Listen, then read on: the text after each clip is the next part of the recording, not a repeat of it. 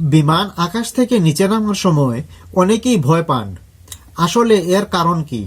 বিমান নিচে নামলে ভয় লাগে মূলত আমাদের মস্তিষ্কের স্বাভাবিক প্রতিক্রিয়ার কারণে, বাস্তব বিপদের জন্য নয়।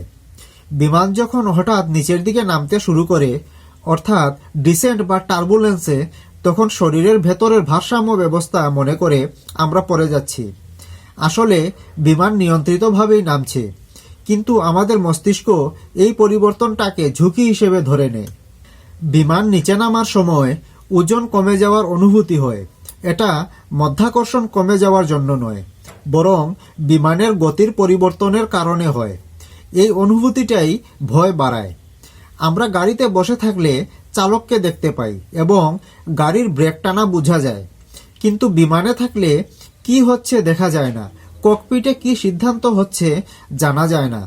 এই নিয়ন্ত্রণহীনতা ভয় তৈরি করে।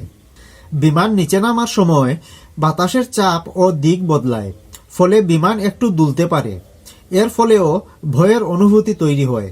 কিন্তু মনে রাখবেন, বিমান টার্বুলেন্স সহ্য করার জন্যই ডিজাইন করা হয়েছে। আমরা প্রতিদিন বিমানে উঠি না, তাই ছোট পরিবর্তনও বড় বিপদ মনে হয়। ভয়টা আসলে অভিজ্ঞতার অভাব থেকেই আসে। বাস্তবে বিমানের নিচে নামা উড্ডয়নের মতোই স্বাভাবিক ও নিরাপদ একটি ধাপ।